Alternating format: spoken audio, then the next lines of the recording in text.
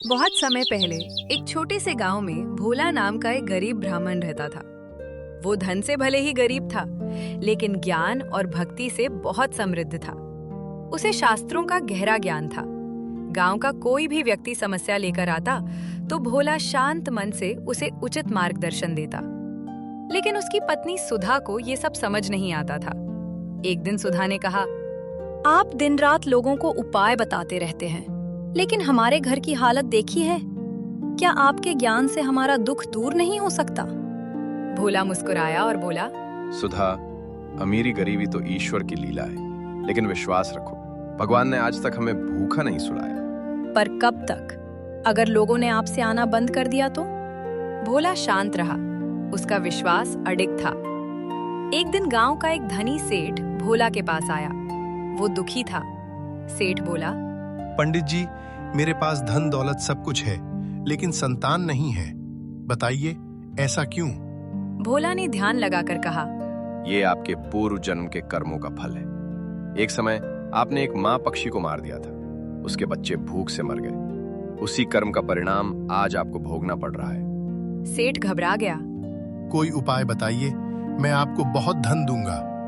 ये सुनकर भोला का चेहरा गंभीर हो गया। मैं धन के बदले झूठ नहीं बोल सकता। जब आपके पाप कर्म समाप्त होंगे, तभी आपको संतान सुख मिलेगा। सेठ क्रोधित होकर चला गया। सेठ ने गांव में अफवाह फैला दी कि भोला लोगों को ठगता है। धीरे धीरे लोग उसके पास आना बंद कर गए। अब घर में अन्न का एक दाना भी नहीं बचा।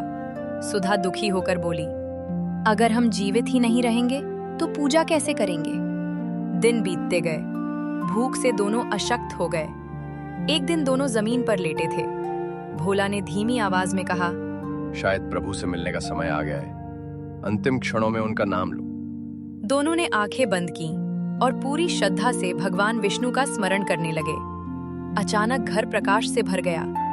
दिव्य आभा के साथ स्वयं भगवान विष्णु प्रकट हुए। भगवान बोले, भोला, तुमने बिना किसी लालच के मेरी भक्ति की है। तुमने धन के लिए सत्य नहीं छोड़ा। ऐसी सच्ची भक्ति दुर्लभ है। भोला और सुधा की सारी कमजोरी दूर हो गई। उनके शरीर में नई शक्ति आ गई। भगवान ने आशीर्वाद दिया, आज से तुम्हारे घर अन्न और धन की कभी कमी नहीं होगी। तुम संसार में रहकर धर्म और सत्य का संदेश फैलाओ। इतना कहकर भगवान अंतर्ध्यान हो गए। उस दिन के बाद भोला और सुधा का जीवन बदल गया। गांव वालों को भी अपनी गलती का एहसास हुआ। कहानी की सीख, सच्ची भक्ति और सत्य का मार्ग कभी व्यर्थ नहीं जाता। कठिन समय में भी ईश्वर पर विश्वास रखने वाला कभी पराजित नहीं होता।